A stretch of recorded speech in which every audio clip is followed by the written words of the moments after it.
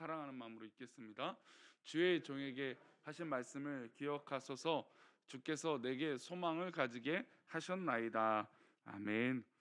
예, 기도하겠습니다. 하나님, 오늘도 귀한 수요 예배로 모였습니다. 우리 가운데 함께 하시고 신령한 은혜가 이 말씀 가운데 또 하나님 주신 은혜 가운데 있게 하시고 우리 모든 성도들이 주의 말씀 가운데 위로와 기쁨이 있도록 인도하여 주옵소서. 이 시간 드려진 예물을 기뻐 받아 주옵시고 1,000번째의 기도 제목을 들어 주옵소서. 우리 함께 하시고 우리와 동행하여 주시며 또 이 말씀 가운데 함께 하실 것을 믿사옵고 거룩하신 예수 그리스도 이름으로 기도 올리옵나이다. 아멘.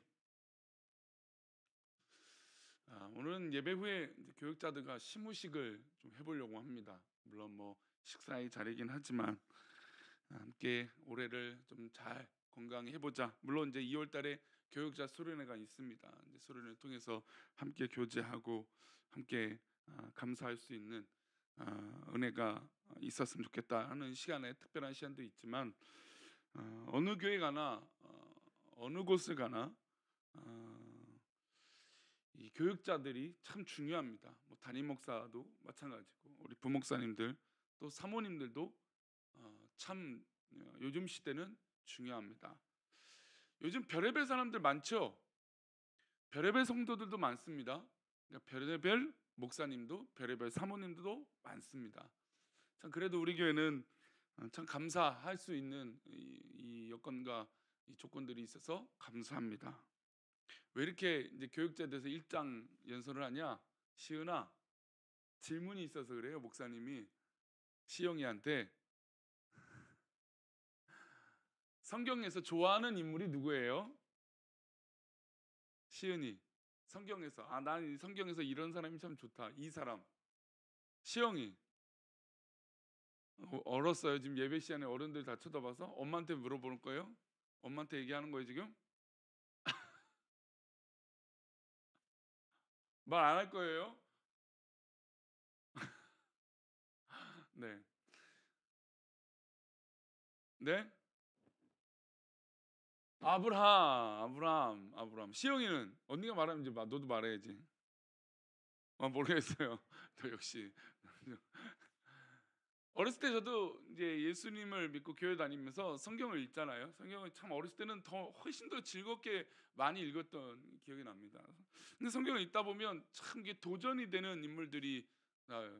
참 어렸을 때는 참 역시 다윗이 저는 개인적으로 아브라함은 믿음의 조상 왠지 제 생각엔 이렇게 할아버지 같고 막 이 성경 동화책 꼭 할아버지처럼 그려놨잖아요.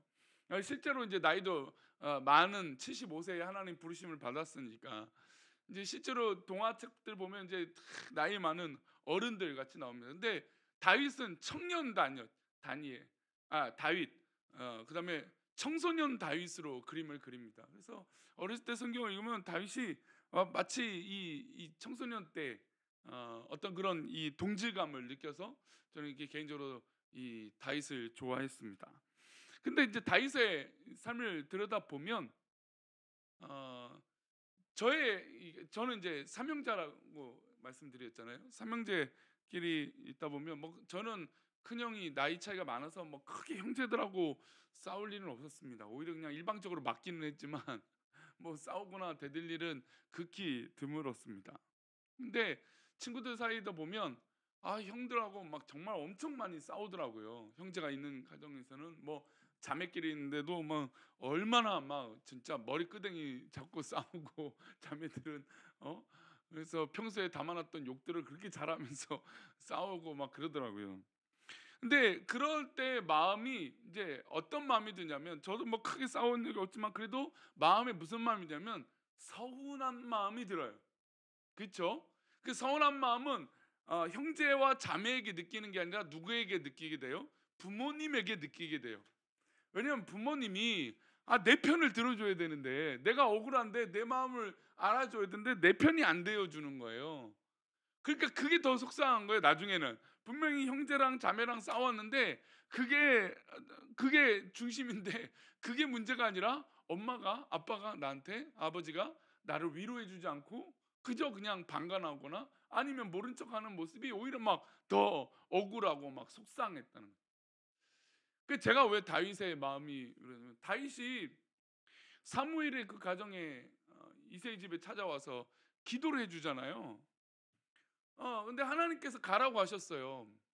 근데 안수기도 해주고 축복기도 해주고 정말 식탁에 교제하고 그다음 특별히 이 사울 왕을 이어 다음 왕을 예비하는 이 놀라운 기름 부음을 찾을 할 자를 찾았어요. 근데 딱 보니까 사무엘이 볼 때 누가 눈에 들어왔냐면 첫째가 눈에 들어왔어요.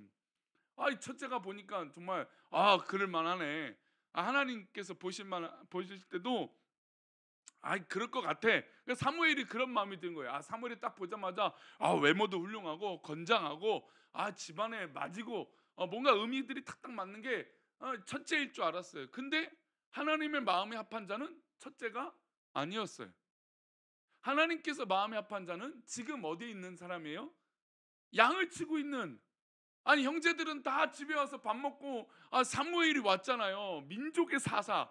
얼마나 대단한 사람이 집에 왔습니까?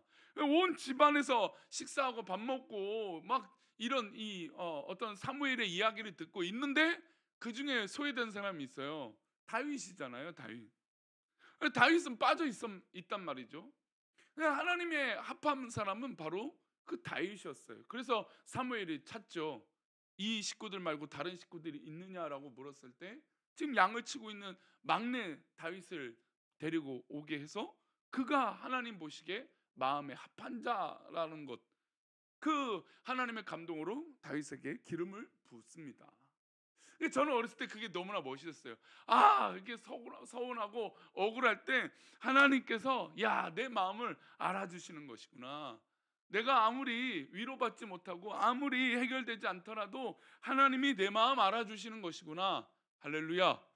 예, 그래요. 그래서 하나님께 합한 것이 얼마나 중요한 것이구나. 하나님 뜻대로 산다라는 것이 얼마나 중요한 일이구나. 하나님 앞에 기쁨으로 살아가는 것이 얼마나 좋은 일인가. 그래서 정말 더 열심히 기도하려고 했고, 정말 교회 일이라면 정말 순종하려고 더 애를 썼던 것 같습니다. 우리 시은이가 아브라함 하니까 믿음의 조상이잖아요. 믿음의 조상하면 뭐가 가장 떠오릅니까? 오늘 아침에는 75세에 하나님 부르심에 하나님 말씀대로 순종하여 고향 땅을 떠나는 장면도 멋있어요. 하지만 정말 그에게 가장 결정적으로 멋있는 건 무엇입니까? 우리가 잘 알고 있는 자신의 아들을, 100세 때 낳은 아들을 하나님께서 바치라고 하시니까 명령하신 그 산에 가서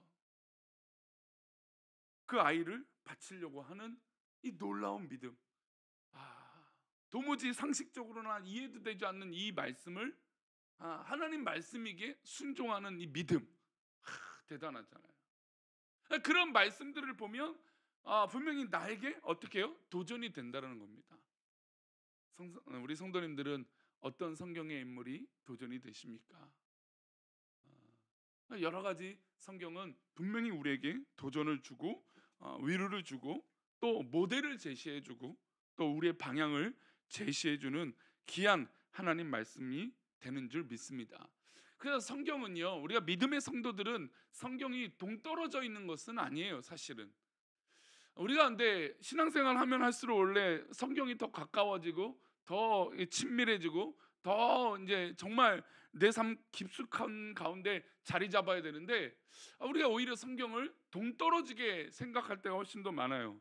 우리가 예전에도 제가 지금 성경에 관한 이야기들을 지금 교리에 관한 이 교리적 설교를 지금 계속하고 있는데 성경은 우리가 익숙하게 성경을 읽지 못한 데는 뭐 몇 년 안 돼요. 한 3, 400년 전만 해도 400년 전만 해도 성경을 우리가 마음대로 읽지 못했어요. 성경을 읽는다는 건 너무너무 어려운 일이었어요, 실제로. 그리고 성경을 읽는 사람들은 특별한 사람들만 읽었어요. 사제들만 읽었고, 그리고 라틴어나 어떤 그런 이 고대어를 할 줄 아는 사람들만 성경을 읽었고, 일반 사람들은 성경을 가까이 할 수 없었습니다. 그러다가 인쇄술이 발달하고 또 루터가 종교 개혁을 일으킴으로써 이 모든 이 성경을 모든 사람들이 편하게 읽을 수 있어야 된다.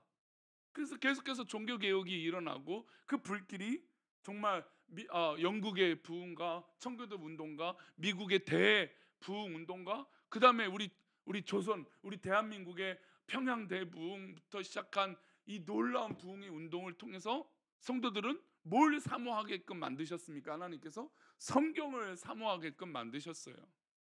그러니까 성경이 우리 가운데 어려운 것이 아니라 우리 가운데 익숙해지고 읽어라라고 하는 이 관점으로 도전이 되어지는데, 오히려 우리는 성경을 소위 말해서 문자적으로만 이해할 때가 훨씬 더 많아졌어요. 그러니까 요즘 시대가 굉장히 학력이 좋아졌잖아요, 그렇죠? 고학력 시대예요. 어제도 이제 점심 섬김을 받을 일이 있어서 식당을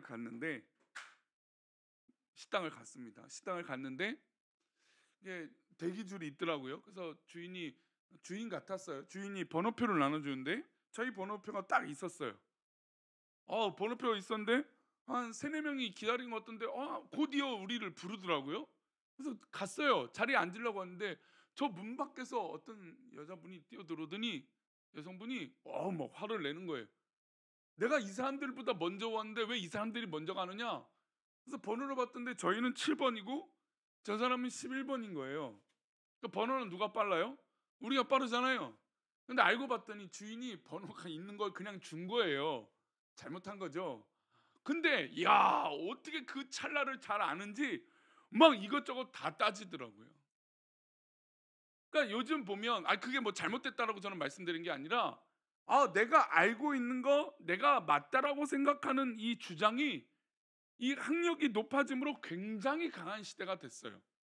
그런데 문제는 그런 시대가 된 만큼 그에 대한 정말 알맹이라고 하는 이 속이 정말 채워졌느냐라고 하는 건 다른 문제라는 것이죠. 우리가 학업이 좋아지고 학력이 좋아지면 좋은 사람이 되라라고 얘기합니다. 근데 좋은 사람이 된다라고 하는 사회 현상은 사실 극히 어렵죠.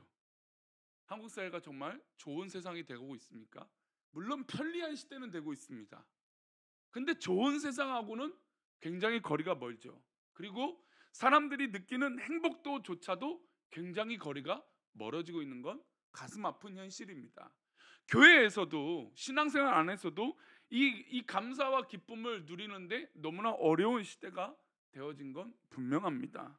그러면 어떻게 하면 이 삶과 하나님 말씀과 가까워질 수 있을까라는 것을 오늘 말씀을 통해서 좀 고민해 보고 싶어요. 우리 시편 119편은 정말 성경에서 가장 긴 성경입니다. 가장 많은 구절이 기록되어 있습니다. 근데 이 성경의 119편에 이 가장 긴 성경 이 내용의 주된 내용은 바로 하나님의 말씀이에요. 말씀이 나의 등불이다. 새벽 예배 마치면 마지막 영상에 사진 하나 컷이 오는데 주의 말씀은 내 발의 등이다라는 말씀이에요.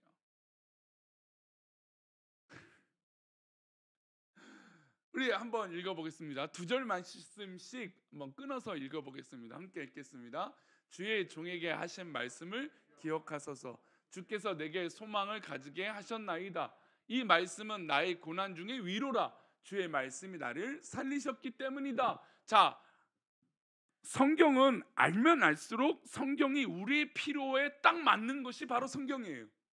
그러니까 성경을 제대로 읽으면 읽을수록 그 말씀이 나에게 딱 맞는 말씀이 됩니다. 근데 여기 보세요. 49절에는 종에게 하신 말씀을 하나님 기억하세요. 주께서 내게 소망을 가지게 하셨습니다. 내가 말씀을 통해서 하나님이 나에게 소망을 주셨습니다. 이 소망은 무엇입니까? 이 말씀은 나의 고난 중에 위로라는 것을 깨닫게 해주셨습니다. 그리고 그 말씀이 누구를 살리셨습니까? 나를 살려주셨습니다.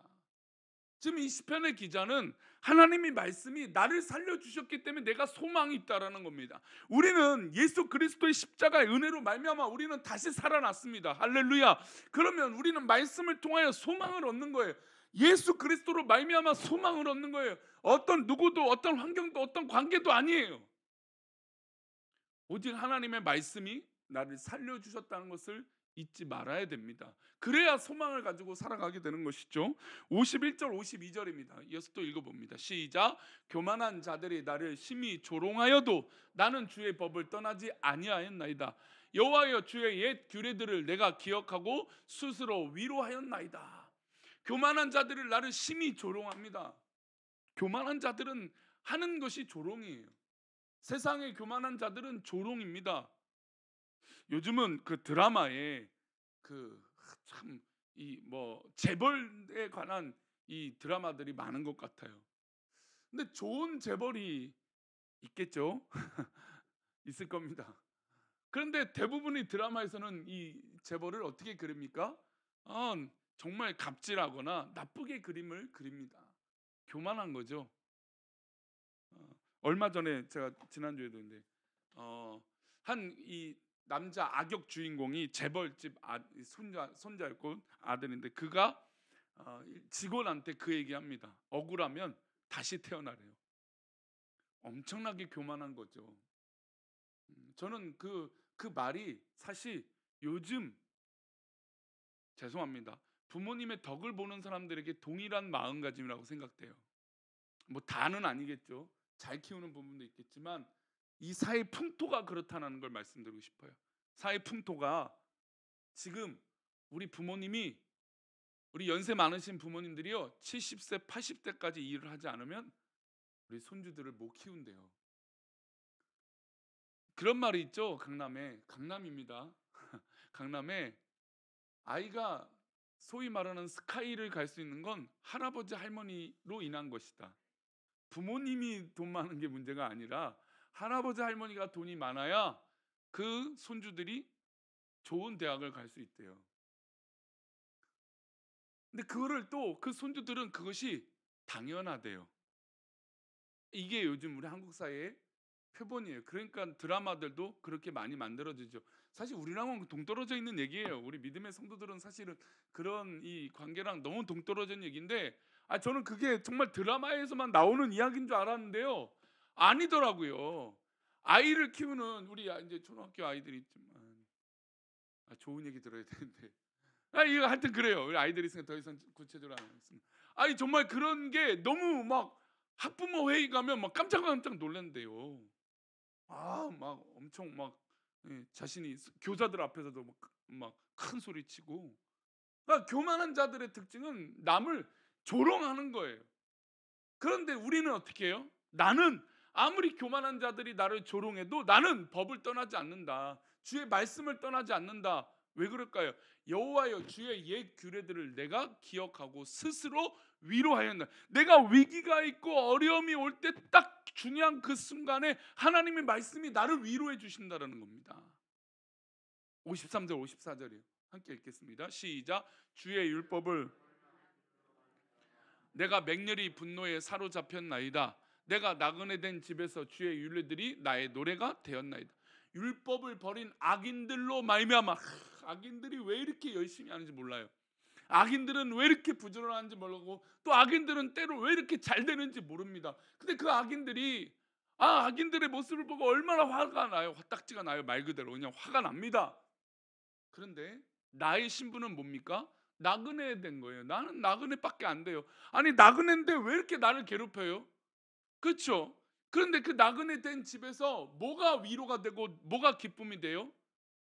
주의 율례가 나의 노래가 되었다. 그러니까 참 우리 어른들이 옛날을 참 낭만이라고 생각하는 게 뭐냐면 옛날에 낭만은 18번의 노래가 있었어요. 18번의 찬양이 있었어요. 저도 어렸을 때 동네를 걸어 다니면서 찬양을 불렀던 기억이 납니다. 저희 부모님도 뭐 집에 있을 때 가족들이 딱 근데 소파에 앉으시면 찬양을 부르셨던 기억이 납니다.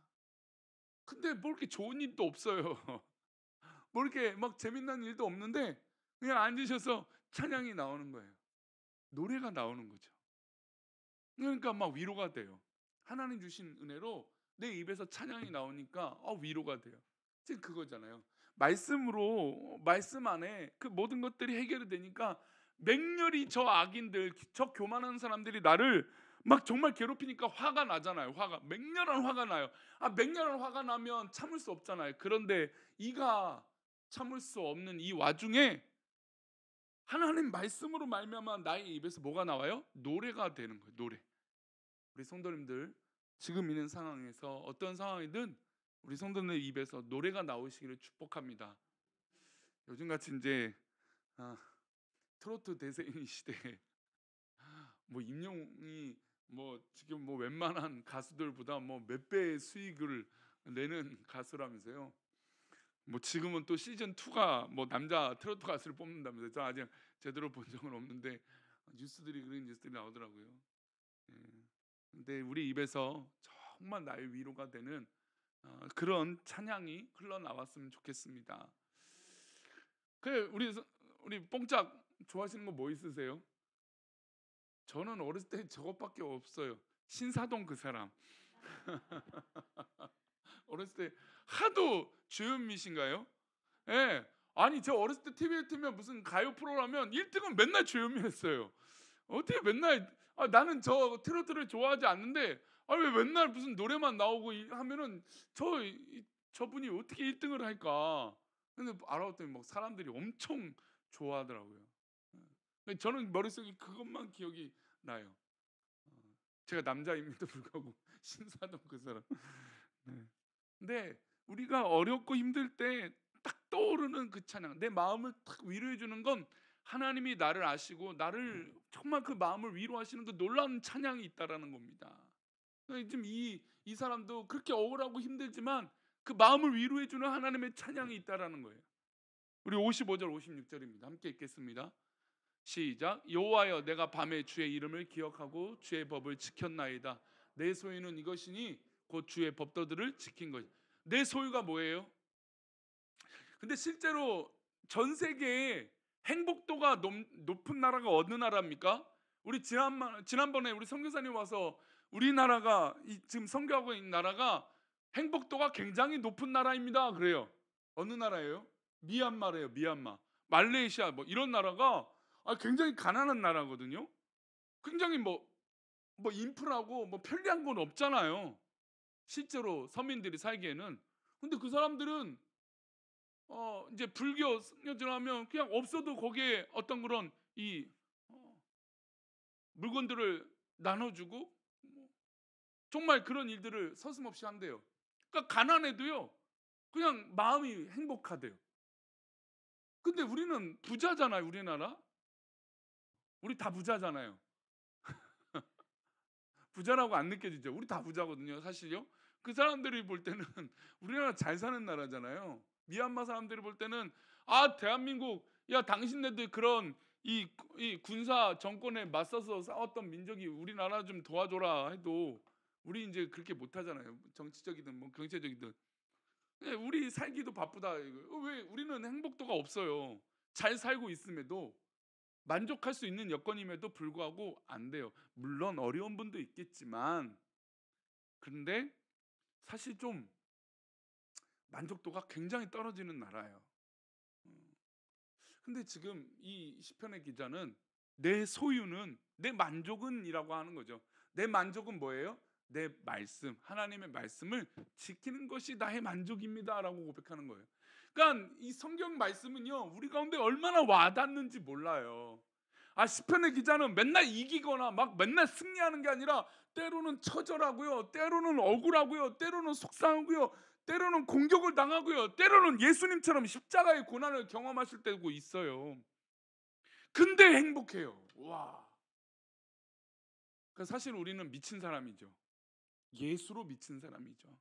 말씀으로 미친 사람들이죠. 제대로 미친 사람이죠.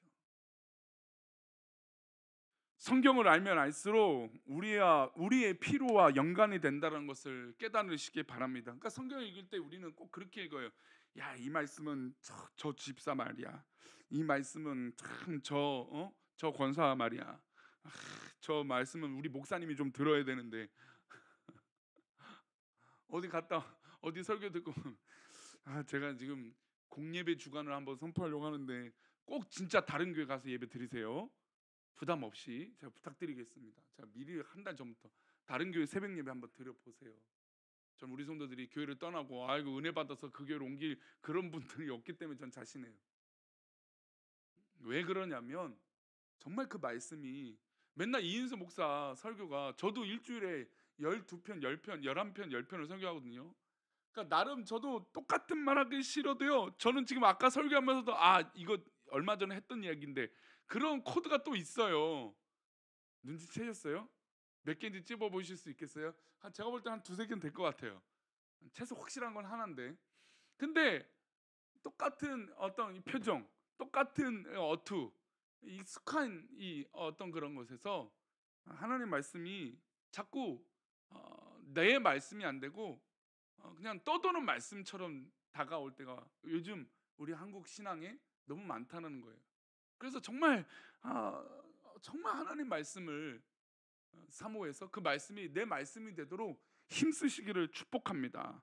성경은 누구 말씀이라고요? 내 말씀이에요. 내 말씀. 나를 살리는 말씀이고요. 나에게 노래가 되는 말씀이 나의 찬양이 되는 말씀이에요. 그러면 이 말씀이 어떻게 하면 나에게 영향력이 있느냐? 누구의 도움이 필요할까요? 성령의 도움이 필요해요. 성령. 그래서 저는 우리 성령 충만하기 위해서 기도원이나 어떤 그런 다른 성도들과 교제를 하세요. 그러니까 나 혼자 있으면 자극이 안 되잖아요. 나에게 신앙적인 도전이 될 만한 영적인 성령 충만한 사람을 만날 필요가 있어요. 도전이 돼야 돼요. 그래서 성령이 감동이 되고 그래 내가 저렇게 신앙생활을 해야지, 저런 뜨거움이 있어야지.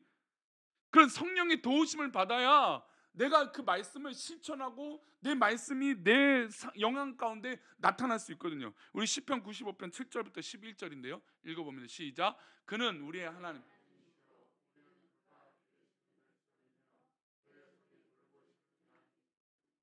너희가 오늘 그의 음성을 듣거든 너희는 무리바에서와 같이 또 광야의 마사에서 지냈던 날과 같이 너희 마음을 완악하게 하지 말지니라. 다음 구절이요. 그때 너희 조상들이 내가 행한 일을 보고서도 나를 시험하고 조사하였도다. 내가 40년 동안 그 세대로 말미암아 근심하여 이르기를 그들은 마음이 미혹된 백성이라 내 길을 알지 못하였도다 하였도다. 11절 말씀입니다. 시작. 그러므로 내가 노하여 맹세하기를 그들은 내 안식에 들어오지 못하리라 하였도다. 지금 안식에 들어오지 못하는 사람들은 어떤 사람들입니까? 하나님의 말씀에 거하지 않는 사람들이에요. 마사와 무리바는 물이 나오지 않아서 하나님 그 길이 좋지 못하고 물이 나오지 않아서 하나님 앞에 불평했는데 성경은 그 불평을 악평이라고 말합니다. 근데 그 악평하는 자들을 하나님께서 그렇게 말씀하시는 거예요. 내 안식에 들어오지 못한다. 하나님께서 40년 동안 살게 하시는데 구름 기둥과 불 기둥과 아니 이미 99,999까지는 다 좋은 거예요. 지금 내 앞에 딱 한 가지 물이 없다라고 하는 것 때문에 꽂혀갖고 불평을 쏟아내는데 저 모세를 끄집어내라, 모세를 죽이겠다 하고 막 하나님을 원망하고 다시 우리가 애굽으로 돌아가겠다 하니까 하나님이 그 나머지를 다 채워주셨고 조금만 기다리면 되는데 그걸 못 참고 교만하고 원망하고 불평하는 이들에게 하나님께서는 그렇게 불평하고 교만하면 이 안식 안에 들어오지 못한다라는 겁니다. 그러면 안식 안에 들어오지 못하는 자가 되겠습니까? 아니죠. 우리 히브리서 3장 7절에서 11절이에요. 함께 읽겠습니다. 시작. 그러므로 성령이 이르신 바와 같이 오늘 너희가 그의 음성을 듣거든 광야에서 시험하던 날에 교역했던 것 같이 너희 마음을 완고하게 하지 마라. 자, 지금 그 전제 사건이 나와 있잖아요. 마사와 무리바에서 물이 나오지 않아서 하나님 앞에 막 원망하고 했던 거. 그런데 잘 들어라. 성령이 이르신 바와 같이 오늘 너희가 음성을 듣는데 이전에 이 이스라엘 민족이 그 광야에서 교만했던 것처럼 완고했던 것처럼 그 마음을 그렇게 갖지 말아라. 우리 마음이 정말 딱딱하게 있지 말아라. 완고하다는 거 그런 거거든요. 그러지 말라. 그 다음 구절이요. 히브리서 3장 9절 10절 11절이요. 함께 읽겠습니다. 시작. 너희 열조가 나를 시험하여 증험하고 40년 동안 나의 행사를 보았느니라. 그러므로 내가 이 세대에게 노하여 이르기를 그들이 항상 마음이 미혹되어 내 길을 알지 못하는도다. 잘 보세요. 하나님의 길을 알지 못하는 성도는 사람은 누구입니까? 우리잖아요. 우리가 하나님의 길을 몰라요. 그런데 역사를 보면 구절의 역사를 보라는 거죠. 뒤돌아보면 40년 동안 지켜주신 분이 누굽니까? 하나님이시잖아요. 40년 동안 우리와 함께 하신 분은 우리 하나님이세요. 지금 우리 성도들과 함께 하시는 분은 우리 하나님이세요. 하나님이신데 우리는 지금 요것에 꽂혀서 우리 마음이 미혹됐다라는 겁니다. 그리고 하나님의 길을 알지 못하였다는 거. 요즘 올해 표를 참 잘 지은 것 같아요. 성경을 읽을 때마다 길이 나와요. 참 희한하지 않으세요? 저만 신기한가요? 전 새벽님이 요즘 말씀을 읽을 때마다 아 그래 이게 맞아 하나님의 길이야. 계속 원래 설교 스케줄 잡았는데 자꾸 이 다른 본문이 계속 도전이 될 정도로 이 설교 스케줄에 계속 도전이 되는 이 본문 말씀이 등장해서 너무나 감사하고 있어요. 아닌가요? 저만 신나나요? 미혹되어 길을 알지 못한대요. 마음이 11절입니다. 함께 읽겠습니다. 내가 노하여 맹세한 바와 같이 그들은 내 안식에 들어오지 못하리라 하였느니라.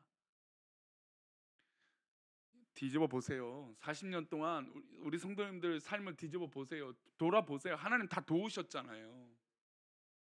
그러니 지금 내가 보이고 있는 이 어려움 때문에 내 마음이 성경 말씀 그대로 완악해져서 미혹되지 마시고, 사실 우리는 대부분이 팔랑귀입니다. 예? 기가 얇아요. 아닌가요? 어, 대부분 다 기가 얇아요. 왜 그러냐? 옆에서 그런가 보다 하면은 또 그게 한두 사람만 그런가 보다 하면 내 마음이 현혹돼요. 이스라엘 민족이 광야 생활할 때 분명히 아니 그 200만 명이 다 동시에 물이 안 나와 이러진 않았을 거 아니에요. 물이 없어 이러진 않았을 거란 말이죠. 분명 어느 한 사람이 나 목마른데 왜 물이 없지? 그때 봤더니 이 모세를 중심으로 지도자들이 고민하는 게 보이는 거예요. 물이 없어요. 또 물을 마셨더니 쓴물이 나와요. 확딱지가 나서 막 속상했어요. 다 사실이잖아요. 다 사실이에요. 우리가 말하고 하는 것들이 거짓을 말하지는 않잖아요. 있는 그대로 말해봐요. 근데 이게 어느 관점이냐가 중요한 거죠. 신앙의 관점이냐 나의 관점이냐. 그러니까 그들의 입장에서는 지금 하나님이 인도하고 계신다는 걸 잃어버린 채 물이 쓰고 물이 못 먹겠다라는 것에 악평을 해요. 근데 지금 돌아보면 이 모든 것이 하나님이 인도하고 계시는데 지금 이것을 깨닫지 못하는 겁니다. 그러니까 사실 없는 이야기를 하는 게 아니에요. 있는 이야기를 하기도 해요. 맞는 이야기를 하는 경우도 맞아요. 그런데 우리가 한 부분을 보지 말고 뭐를 보라고 말하냐면 숲을 보라고 얘기하잖아요. 하나님의 역사를 본다는 건 이 숲을 보는 거예요. 지금 내가 이 순간에는 너무너무 이게 이해가 안 되고 정말 괴롭고 속상하지만 그러나 숲을 보면 그렇지 않다. 지금 하나님은 그런 의도시잖아요. 야 내가 너희들을 40년 동안 살게 주는데 지금 이걸 못 기다려서 설마 물이 없어서 너희를 굶어 죽게 하겠냐? 그건 아니잖아요. 그러니까 이 마사와 무리바는 어떻게 보면 이들에게 시험거리예요. 시험거리. 그러니까 이거를 하나님의 역사로 잘 극복하면 되는데 이들은 이것을 극복을 못하고 바로 그 순간에 내가 옳은 이야기, 내가 판단하는 그 이야기를 쏟아냅니다. 그러니 거기 주변에 모이는 사람들이 막 웅성웅성대죠. 기가 얇다는 건 바로 여기에요. 그런 말들이 어떻게 해요? 점염이 돼요.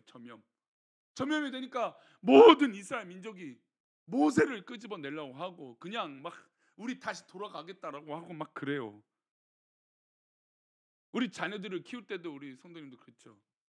우리 자녀가 있지만 우리 자녀들을 향한 부모님의 사랑은 얼마나 놀랍고 뜨겁고 정말 진심입니까? 정말 우리 부모님들은 우리 자녀들에게 내 생명도 아깝지 않다라고 하는 거. 제가 진짜 가끔 서운할 때가 있어요. 가끔 서운할 때는 뭐냐면 그 가족 식구들을 이렇게 할 때 늘 뭐 평상시 늘 똑같다고 해도 자기의 영역만큼은 절대로 양보 안 하는 사람들을 만날 때예요. 내 가족, 내 아이 절대로 그런 부분을 막 그런 사람이 있다는 게 아니라 그런 부분을 가끔 느끼면 막 서운해요. 나는 우리 부부는 늘 이렇게 그냥 다 허물 없이 지내려고 하는데 결정적인 순간에 딱 내 거 이래는 사람이 있어요. 그래서 나는 그런 마음 없는데 나는 그런 계산도 없는데 나는 그런 거 바라지도 않는데 그냥 편하게 지내면 좋겠는데 그냥 내 것이라고 탁 선을 긋더라고요. 우리 가족 패밀리. 그래서 그러면 그 이상은 어렵구나. 이게 또 깨닫고 한 걸음 물러서죠.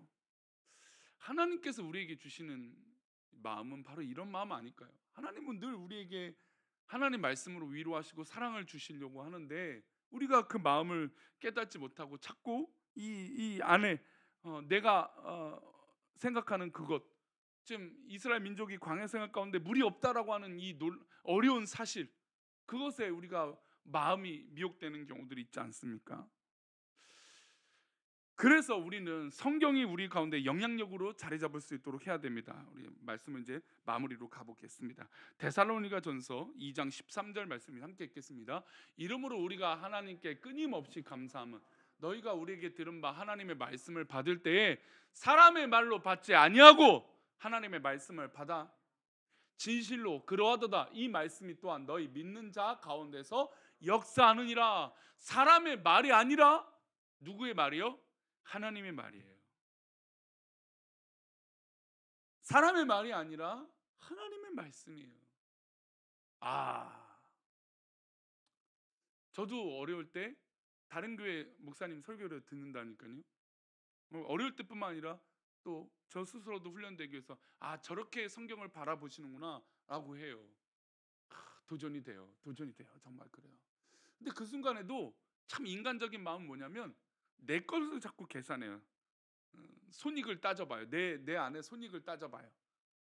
근데 이건 그냥 철저하게 하나님 말씀이야 라고 선언하면 되는데, 분명히 예배 전에는 하나님 말씀이야 라고 들어오는데 설교 딱 시작되고 담임 목사 얼굴을 보면 이건 내 말씀이 아니야 라고 될 때가 훨씬 더 많아요.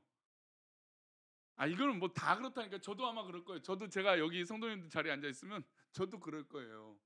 분명히 예배 나올 때는, 집에서 나올 때는, 교회로 가는 그 순간은 하나님 내 말씀입니다, 하나님 은혜입니다 이러는데요, 막상 말씀을 들을 때 이게 하나님 말씀이 안 되더라고요.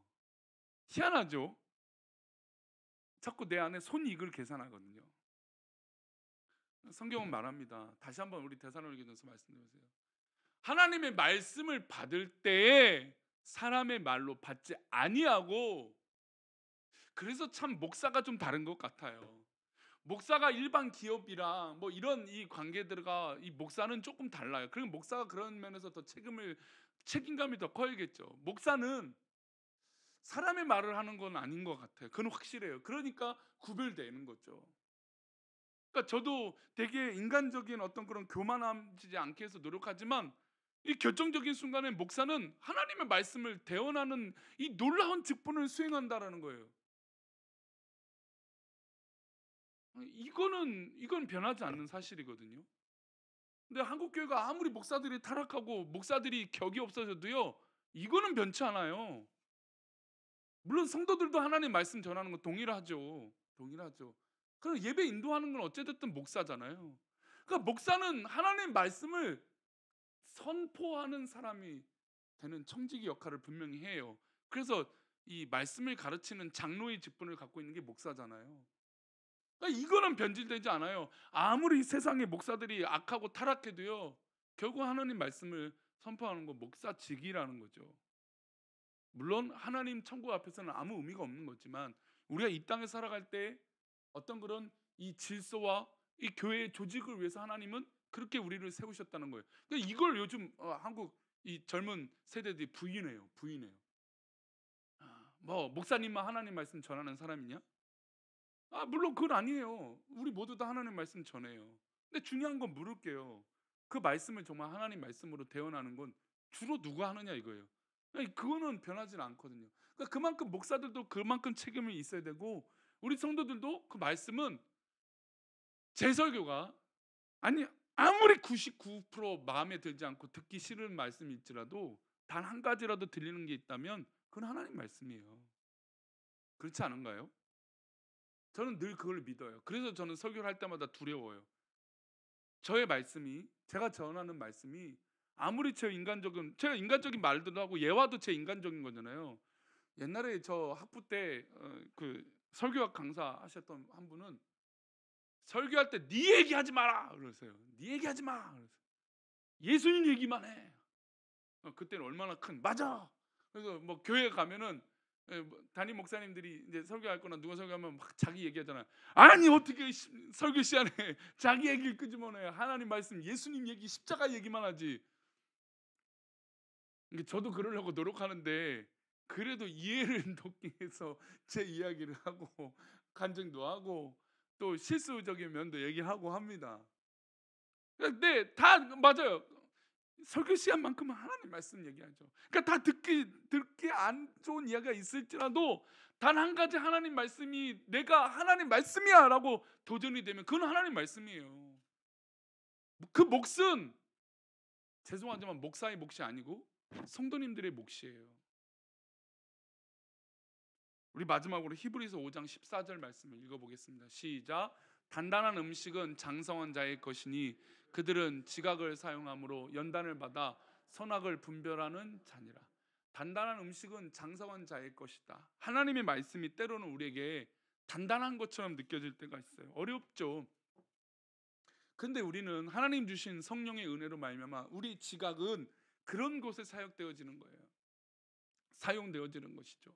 그리고 그 지혜로 말미암아 연단을 받고 선악을 분별하는 그런 은혜가 우리 가운데 있게 될 줄 믿습니다. 벌써 한 4주 동안 이 성경이 우리 가운데 삶의 원리다라고 하는 말씀으로 말씀 나누었습니다. 성령님들 우리 이제 새해가 시작돼서 성경 읽고 계시죠? 네? 작심삼일 성경 읽고 계시죠? 네, 성경 읽으십시오. 성경 읽으시고 근데 읽으실 때 꼭 그 말씀이 내 말씀, 내 위로, 내 은혜의 말씀, 내 도전의 말씀 되셔서 그 말씀이 우리 성도들을 살리시기를 축원합니다. 우리 찬양하겠습니다. 우리 예수의 이름으로 나는 일어서리라.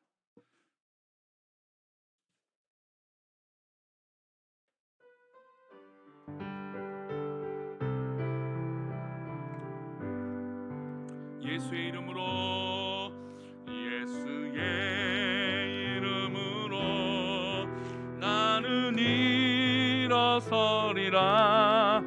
주가 주신 능력으로 나는 일어서리라. 원수가 날 향해 와도 쓰러지지 않으리. 주가 주신 능력으로, 주가 주신 능력으로, 주가 주신 능력으로 우리 가사를 좀 바꿀까? 예수의 말씀으로, 예수의 말씀으로 나는 일어서리라. 주가 주신 능력으로 나는 일어서리라. 원수가 날 향해 와도 쓰러지지 않으리. 주가 주신 말씀으로, 주가 주신 말씀으로, 주가 주신 말씀으로 일어서리. 이 시간 우리 다 같이 기도할 때 하나님 올 한 해 하나님 주신 말씀으로 일어서길 원합니다. 우리의 삶과 여건 가운데 하나님 주신 말씀으로 일어서길 원합니다. 하나님의 말씀이 나의 말씀 되게 하여 주옵소서. 우리 그런 마음으로 이 시간 다 같이 하나님 앞에 다 같이 기도합니다. 하나님 아버지 감사합니다. 우리가 주의 말씀으로 말미암아 살아가며, 주의 말씀으로 말미암아 능력을 있고, 주의 말씀으로 말미암아 삶에 부족함이 없는 그런 하나님의 말씀 되게 하나님 도와주옵소서. 주님 위로가 필요합니다. 주님 능력이 필요합니다. 주님의 말씀이 필요합니다. 그 말씀이 나의 말씀 되게 하여 주시고, 주님의 은혜로 그 말씀이 위로가 되고 힘이 되게 하시고, 주의 능력이 되게 하여 주옵소서. 주의 말씀이 살아있는 하나님의 놀라운 말씀 되게 하나님 역사하여 주옵소서. 하나님 기름 부어 주옵소서. 하나님 역사하여 주옵소서. 하나님 놀라운 은혜가 우리 가운데 차고 넘칠 수 있도록 복에 복을 더하여 주옵소서. 그 말씀이 우리 가운데 살아 움직이는 놀라운 하나님의 말씀 되게 도와 주옵소서. 우리 한 가지 더 기도할 때 우리 성도님들 가운데 어려운 것들이 있을 겁니다. 힘든 것이 있고 참 마음의 기도 제목들이 있습니다. 그 말씀과 그 기도가 하나님 말씀 가운데 있게 해달라고 기도하시고, 우리 특별히 우리 자녀들, 우리 삶 가운데 하나님의 은혜를 더하게 해달라고 기도합시다. 하나님의 놀라운 역사가 우리 자녀들 가운데, 우리 가족들 가운데 하나님의 말씀의 은혜로 있게 해달라고, 우리 병약한 성도들, 연약한 성도들 하나님 치료해달라고, 이 시간 우리 주변과 우리 성도들의 가정을 위해서 한번 기도하겠습니다. 다 같이 기도합니다. 하나님 아버지 감사합니다. 우리를 사랑하시는 하나님, 우리를 인도하시는 하나님, 우리와 함께 하시는 하나님, 우리와 동행하시는 하나님, 주님 주신 능력으로, 주님 주신 말씀으로, 주님 주신 사랑으로 우리 아버지 하나님 역사해 주시고 붙들어 주옵소서. 하나님 주신 크신 은혜가 우리 가운데 차고 넘치기 원합니다. 하나님 역사해 주옵소서. 주님 크신 은혜로 말미암아 살아가기 원합니다. 주님 주신 은혜로 말미암아 우리가 주 앞에 있기 원합니다. 주님 나와 함께하여 주옵소서. 주님 우리와 동행하여 주옵소서. 우리 자녀들과 우리 손주들과 우리 모든 가족들 가운데 하나님의 말씀과 위로가 있기를 원하오니 하나님 역사하여 주옵소서. 하나님 말씀이 필요합니다. 하나님 위로, 아버지 하나님 붙잡아 주옵소서. 주님 은혜를 베풀어 주옵소서. 하나님